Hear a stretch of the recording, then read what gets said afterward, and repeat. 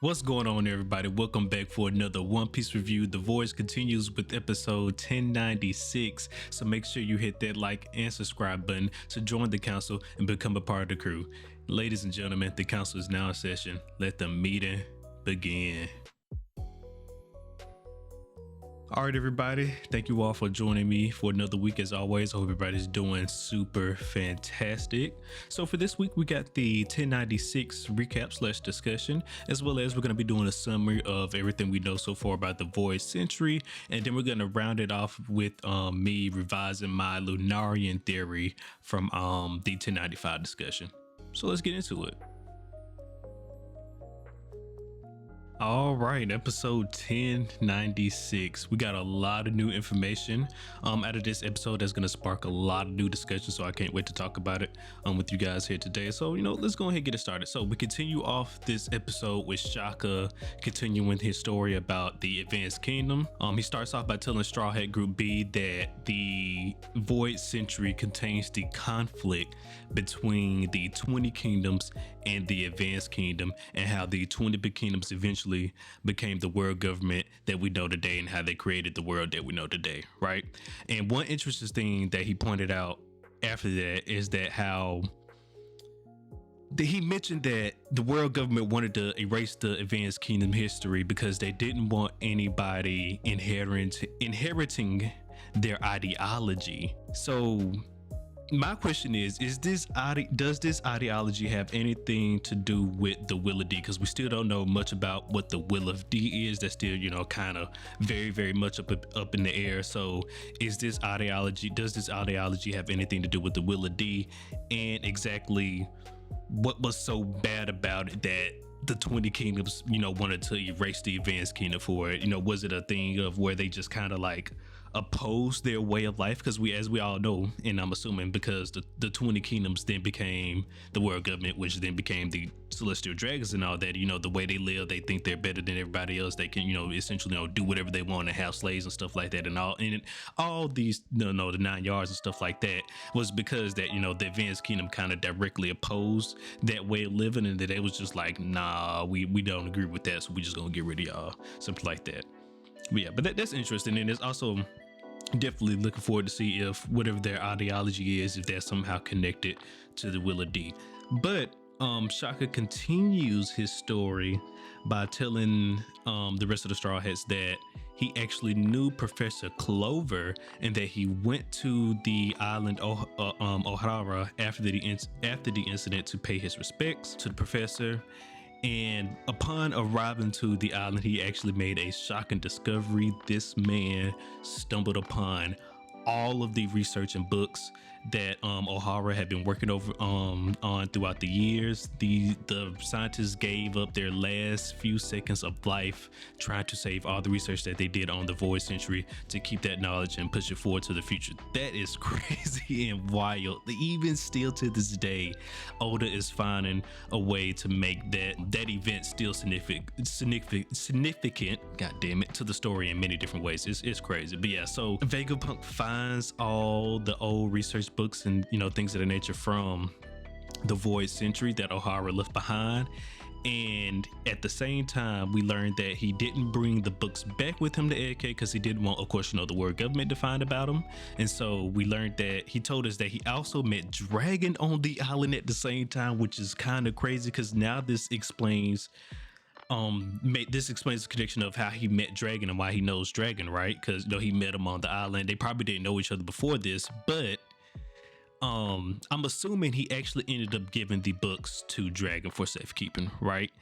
And with all that being said, this is wild. The whole Dragon situation is wild, right? Because now, who the hell did Dragon even come to the island for, right? To pay respects to, because we saw he had flowers with him and everything, right? And then the only two people we know about, major people that we know about on the island, is Robin's mother and Professor Clover. So did he come visit one of them?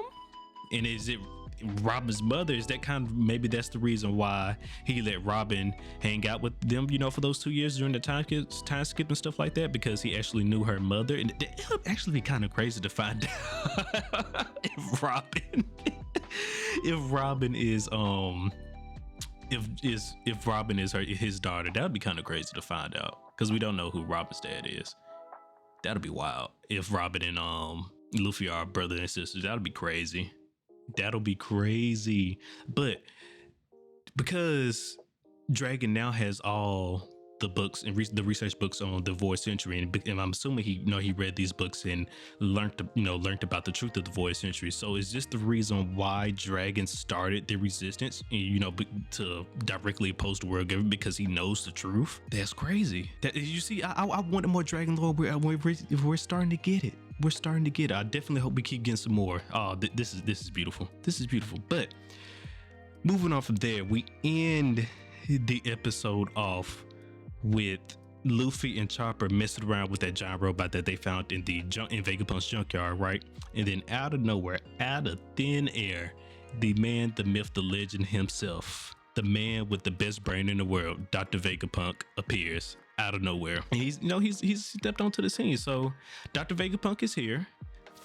He finally showed himself, and he confirmed to Luffy himself that he does know his dad, and he's happy that he's here.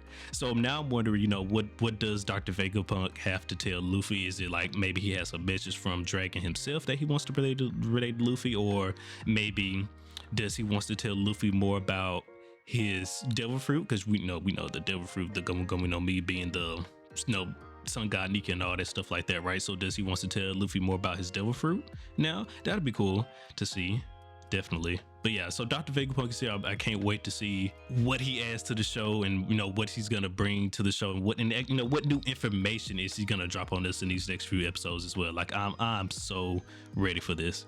I'm excited. The Void Century, aka the 100-year void.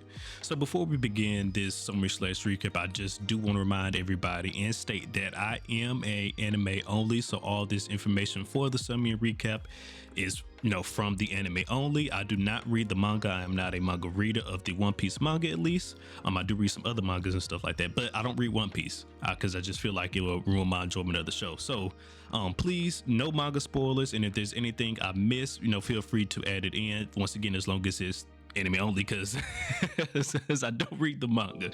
But all right, so let's get into it. So I got 6 major bullet points here for you guys of everything we know so far about the Void Century. So let's start us off with the first one. Number 1, so the Void Century itself is a 100-year time span of the conflict between the 20 kingdoms and the Advanced Kingdom. And the 20 kingdoms won that conflict, ended up winning that conflict, and became the world government that we know today, and building the world that we know today. And eventually they ended up banning and outlawing all research and learning about the Void Century to stop people from inheriting the ideology of the Advanced Kingdom. All right, so that's point 1. So point 2, the details of the Void Century are all written down on poneglyphs. What are the poneglyphs? Poneglyphs are these large, indestructible pieces of stone that have inscriptions of an ancient language written on them. There we go, words. Inscriptions of an language written on them detailing the events of the Void Century. These poneglyphs were made by Wano stonesmiths as well. We learned that in I think that was like in Zoe. We learned about that. But yeah. Number 3, Joy Boy, the previous user of the Gomu Gomu no Mi. He himself is from the Void Century, and we know this because on Fishman Island there's a road poneglyph of an apology from Joy Boy to somebody else. I didn't know if they mentioned it, who he apologized to. I didn't go back and look that up, but I just know the information. Number 4. Now this one is an assumption. We don't have concrete evidence on this just yet, or I guess a concrete answer on this just yet, but I'm going to assume Emu is also from the Void Century, simply because the first time that we met Emu, we saw him at Marie's Wa in his little vault flower garden area or whatever, and he had a picture of Luffy, right? And then he goes down to this secret vault area and he goes to this giant straw hat, that's identical to the straw hat that Luffy wears now. So we still don't know what the hell, what the hell that means. This was back during the Reverie, 200 episodes ago, right? Where they revealed this giant straw hat. We still don't know what it means. I just think that just means that there was some connection between Emu and Joy Boy, right? Because of that. So I think that's what that was telling us. Number 5. So this we also learned during the Reverie, and now with the new information that we know now, there was a group called the First 20, but with the new information that we know, I'm assuming that the First 20 were the original, were the 20 kingdoms, right, that fought against the Advanced Kingdom in the war, right, and now their descendants are still living on as the First 20 or whatnot. We also learned that the Nefeltari family was actually one of the First 20 back, because one of the 5 elders mentioned that they were one of the First 20 that actually stayed in the lower world back 800 years ago. So I don't know if that meant there was a time where Marie-Joie was raised up, to be higher than everything else. I don't know if that was an indication that, or was Marie-Joie always like that. That'd be kind of cool to see if Marie-Joie kind of became how it was because some catastrophic world event that raised it up, or was it just always like that? But yeah, so he mentioned that the Nefeltari family was one of the First 20, and that they stayed in the lower world, and that they had hoped that the King of Alabasta didn't figure anything out. But now that I think about it, because they ended up kidnapping Princess Vivi, I'm assuming that the world government actually ended up kidnapping Princess Vivi, because I'm pretty sure the King of Alabasta did find something out, and he was going to confront the 5 elders about that, because they also mentioned that the King of Alabasta wanted to talk to them after the Reverie. So I'm pretty sure he did end up actually finding something out, and they ended up killing that man and then kidnapping Princess Vivi. Also, when we first saw Emu also had a picture of Princess Vivi as well, not just Luffy. So he had a picture of Vivi and Luffy, and I think there was one more person. I just can't remember who that last person was. Nonetheless, I'm pretty sure that's what happened with the whole situation with Vivi and her family now, actually. And then our last point that we got here is the 3 ancient weapons. They're from the Voyage Century. So what are the 3 ancient weapons? There's just weapons of mass destruction, essentially. We know there's 3: Pluton, Poseidon, and Uranus. So we know Poseidon is actually the mermaid princess, and she has the ability to command all sea beasts, which is a problem. I don't need to explain why that's a problem and why that is dangerous. I'm pretty sure you guys can figure that out for yourself. Pluton, we learned, was a massive warship, and that is actually located at the base of the mountain under the sea at Wano, which is kind of crazy. And actually what open the borders of Wano actually means is to unleash Pluton on the world, right?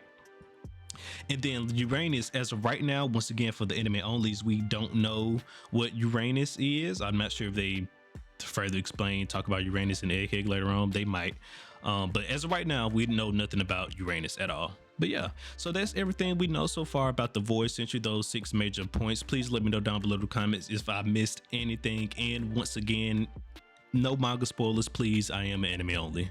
Thank you. All right, so I want to finish today's episode by revising my Lunarian theory that I brought up in the 1095 discussion, right? So if you guys remember from last time, there was 2 parts to that theory. The first part being, is Kuma a Lunarian? As of right now, that part of the theory is very much still alive and active. It has not been disproven nor proven yet. So, we're still rocking with that one. But the second part of the theory that I had was that, is Egghead the ancient kingdom that that Shaka was talking about? And of course, now with the new information that we know now, I believe that is not the case, and actually Egghead is not the ancient kingdom / the Lunarian kingdom, is what I was theorizing, like the ancient lost Lunarian city. But I think rather that is modeled after the advanced kingdom, and that the Lunarian city is actually, or the lost Lunarian city, right, is actually the advanced kingdom that we just learned about from the Voyage Century. So that's the new theory. The new theory is the advanced kingdom is actually the lost Lunarian city, and if it wasn't the full lost Lunarian city, I'm pretty sure that the Lunarians at least were a part of that advanced kingdom, right? So, and I also think that's the case because if I'm going by that theory, I think it's safe to say that because Dr. Vegapunk found all of O'Hara's research on the Void Century, and he learned, you know, all the information. This is where, that's probably where he learned about the Lunarians, and so that's how he was able to, you know, build a city like not a city, or I guess an island like Egghead, and make it all futuristic and stuff, and have the whole thing powered by fire, which was, you know, a la Lunarians, is how I was saying in my 1095 discussion for that theory and stuff like that. But I was also thinking that maybe the Advanced Kingdom was actually Last Hal, but I don't think I'm ready to go that far yet as well, because I figured if, you know, with nobody knowing the location so far of, you know, Last Hal, you know, as far as we know, nobody knows the location of it, right? And with the 20 Kingdom / the world government actually having fought against the Advanced Kingdom, and, you know, ended up annihilating them and stuff like that, if they actually did, well, not actually did, you know, if they fought against them, wouldn't they know where it's located, if that's the case that it was Last Hal, right? When that mean when they know where it was be located? But then at the same time, I don't think I'm ready to dismiss Last Hal being the Advanced Kingdom as well, because we know there's some connection between Last Hal and the Advanced Kingdom, because they're using the road pointing cliffs to guide people to Last Hal for whatever reason, whether that reason is, you know, Last Hal is, you know, the Advanced Kingdom itself, or whether because Last Hal is just the home of the One Piece, you know, if it's only because of that. But, you know, not sure what the reason is, but we know that there's that connection, because the people of the Advanced Kingdom are using the road pointing glyphs to guide people to Last Hal. So it could be the case that Last Hal is the Advanced Kingdom, but I don't think I'm ready to go that far just yet, though. So yeah, the revised Lunarian theory right now is, well, one, the Kuma part of the theory, that's still a go, but two is actually that the Advanced Kingdom is the Lost Lunarian Kingdom, in one way or another. Whether, like I said, I'm not sure, because I'm not sure if the Advanced Kingdom was just made up of all Lunarians, right? Because it could be the case where it was like a big mesh of just, like, you know, of all different nationalities and stuff like that and races in the Advanced Kingdom. But one way or another, I do believe the Lunarians was a part of the Advanced Kingdom. But all right, and so also, before I do end off this episode, I did want to mention that in 1095 I mentioned that the Jinbei Seraphim had a water devil fruit, but thankfully to some nice people in the comments, they helped me realize that that was not a water devil fruit. That was actually a copy of the swimson fruit. And, you know, now it makes sense, because, you know, like I was saying in the last episode, Frankie was like, you know, that's such and such fruit, and I was like, who the heck is he talking about? Of course, you know, he was talking about Senor Pink. It all makes sense now, I guess, because of all the newer water effects that they put on the swimson fruit. It kind of threw me off a bit, but it makes complete sense. Like, yeah, that's it.